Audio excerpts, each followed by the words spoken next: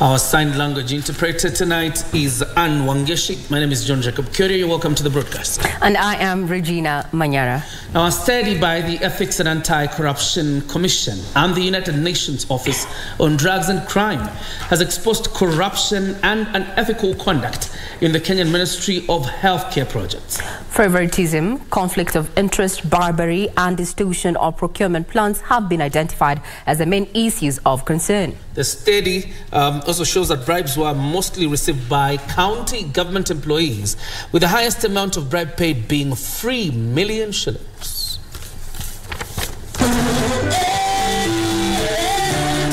The study was conducted in both national and county health facilities, drawn from 25 sample counties. Doctor, please get us an inhaler. I can prescribe you the inhaler and send it to Excise and Pharmacy in Hurlingham. All the way to Hurlingham.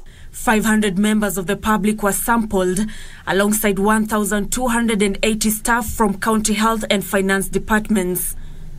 150 contractors were also involved. 56 people listed as key informants were also sampled. The survey showed that 86.3% of health staff and 80.6% of members of the public acknowledged the prevalence of corruption and unethical conduct in the health sector. In healthcare projects, 64.7% of the public and 43.5% of contractors admitted that corruption and unethical conduct were widespread. According to health staff, award of tenders was the procurement stage most plagued by corruption and unethical conduct at 43.5%.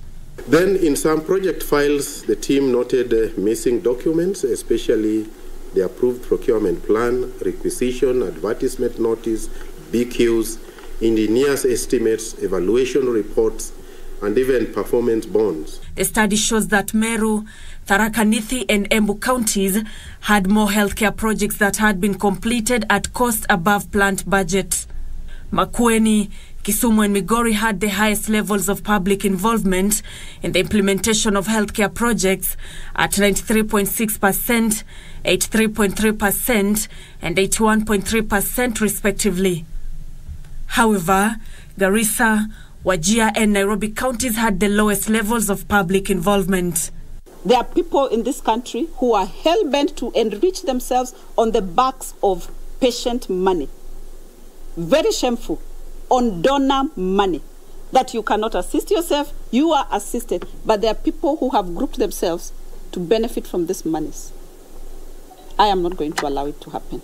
The EACC is working very hard towards helping the various institutions of government to work on preventive measures against corruption, rather than for us to wait for corruption to happen and then go after the people who have been involved. Following the recent changes at the Kenya Medical Supplies Authority, the Cabinet Secretary has vowed to undertake far-reaching reforms, including ensuring there is adequate supply of medical commodities. The people that I have recommended and we have gazetted as the board members of KEMSA, I did that choice very carefully.